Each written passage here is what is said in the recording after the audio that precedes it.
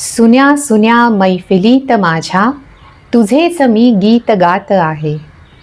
उंबरठा चित्रपटातील हे गाणं आपल्याला सगळ्यांना परिचित आहे. आपल्या सगळ्यांचं हे आवडतं गाणं आहे.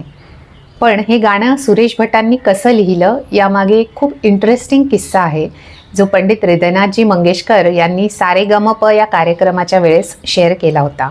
तो आज मी तुम्हा सगळ्यांना सांगते. तर सुरेश भट हे गाणं लिहिणार असं निश्चित झालं. अमृतवेल नावाचा एक वि. स. खांडेकरांच्या कादंबरीवर आधारित एक मराठी चित्रपट जयश्रीबाई गडकर या बनवत होत्या. त्या निर्मात्या होत्या. त्या आणि त्यांचे पती मिळून हा चित्रपट बनवत होते. याचं संगीत देणार होते पंडित हृदयनाथजी मंगेशकर आणि गाणी लिहिण्यासाठी सांगितलं होतं सुरेश भटांना. तर सुरेश भटांना त्यावेळेस मुंबईत आमंत्रित करण्यात आलं गाणं लिहिण्यासाठी आणि त्यांना दादरजवळ एका हॉटेलमध्ये त्यांची राहण्याची व्यवस्था करण्यात आली. तिथे त्यांना उतरवण्यात आलं. तर 7, 8, 10 दिवस झाले, परंतु सुरेश भटांकडून गाणं काही लिहून होईना आणि हॉटेलचं बिल वाढत होतं. तर त्यामुळे 8-10 दिवसानंतर जयश्री गडकर, त्यानंतर अरुण दाते, पंडित हृदयनाथजी मंगेशकर, जयश्रीबाईंचे पती असे सगळेजण सुरेश भटांना भेटायला गेले आणि सगळ्यांनी त्यांना विचारलं की गाणं कधी लिहून होणार. सुरेश भट म्हणाले, वो तो मैं कह नहीं सकता. ते बऱ्याचदा हिंदीत बोलायचे. तर पंडित हृदयनाथजी म्हणाले, कह नहीं सकता मतलब कुछ तो बताओ, कब लिख सकते हो. तर सुरेश भट म्हणाले, वो तो बता नहीं सकते, जब सूझेगा तब लिखूंगा. आज भी सूझ सकता है, नहीं तो 6 महीने भी लग सकते हैं. आता असं म्हणल्यावर सगळे हादरले. 6 महीने लग सकते हैं म्हणजे हॉटेलचं बिल केवढं होणार 6 महिने जर यांनी लावले गाणं लिहायला तर. मग सगळ्यांनी चर्चा करून विचारविनिमय करून असं डिसिजन घेतला, असं ठरवलं की सुरेश भटांकडून गाणं लिहून घ्यायचं नाही. त्यामुळे हॉटेलचं चेकआउट करण्यात आलं आणि सुरेश भट परत जायला निघाले.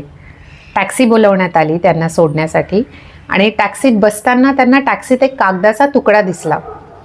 तो तुकडा बघून त्यांनी टॅक्सीवाल्याला सांगितलं, वो पेपर लाव इधर, पेपर दो.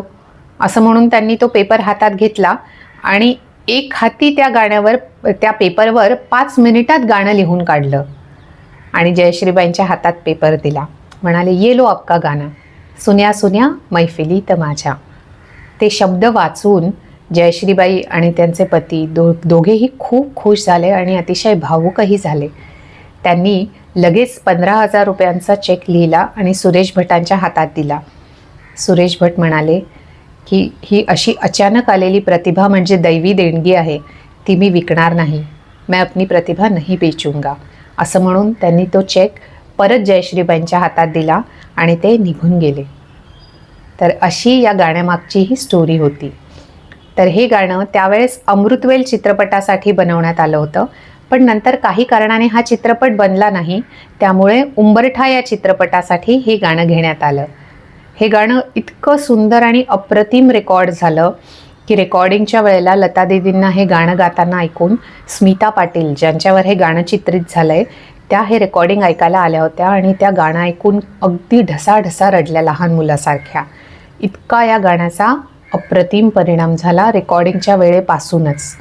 त्यामुळे आजही हे गाणं आपल्या सगळ्यांना तितकंच भावतं आणि ते ऐकून आपल्या सगळ्यांच्या डोळ्यात तेवढंच पाणी येतं.